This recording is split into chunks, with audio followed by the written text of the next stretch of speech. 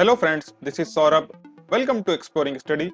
आज हम लोग डिस्कस करेंगे मैथ में 2D से रिलेटेड सारे फॉर्मूलाज, जिसके अंतर्गत हम लोग त्रिभुज, आयत, वर्ग, समांतर चतुर्भुज, समचतुर्भुज, समलंब चतुर्भुज और वृत्त से रिलेटेड सारे फॉर्मूलाज को डिस्कस करेंगे।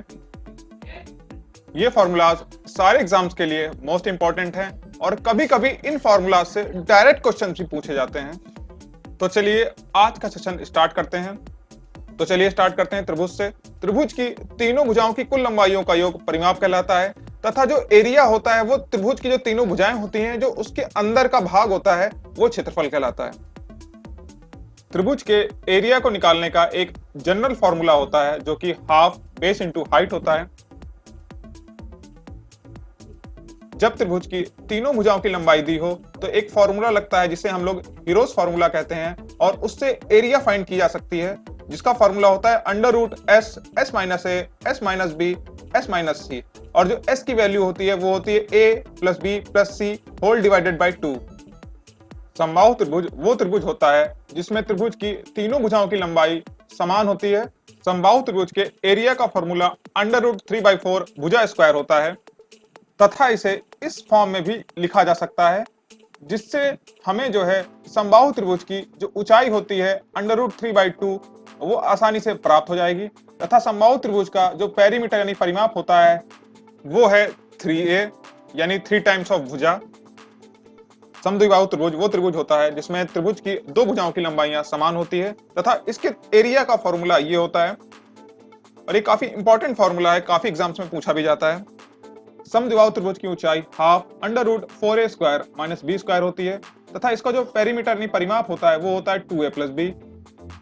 समकोण त्रिभुज के एरिया का formula half product of sides containing right angle triangles होता है, अर्थात वो दो भुजाएं जो कि 90 डिग्री का कोण बना रही हैं उनके गुणनफल को अगर 2 से भाग दे दिया जाए तो जो मान आएगा वही समकोण त्रिभुज का एरिया होगा।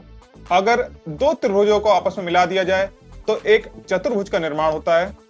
अगर किसी चतुर्भुज में एक विकर्ण हो तथा उसी विकर्ण पर दो परपेंडिकुलर्स हो तो उसके जो एरिया का फॉर्मूला होता है वो होता है half diagonal into sum of length of perpendiculars. आयत का क्षेत्रफल लंबाई गुणे चौड़ाई होता है, जबकि वर्ग का जो क्षेत्रफल होता है वो भुजा स्क्वायर होता है यानी भुजा गुणे भुजा होता है। आयत के परिमाप का मान 2 गुणे लंबाई प्लस चौड़ाई होता है, जबकि उसके विकर्ण का मान विकर्ण स्क्वायर इक्वल टू लंबाई का स्क्वायर प्लस चौड़ाई का होल स्क्वायर होता है। वर्ग का परिमाप भुजा गुणे 4 होता है, जबकि विकर्ण बराबर अंडर रूट भुजा गुणे 2 होता है। समांतर चतुर्भुज का क्षेत्रफल आधार गुणे ऊंचाई होता है, जबकि इसका जो परिमाप होता है वो होता है 2 टाइम्स लंबाई प्लस चौड़ाई।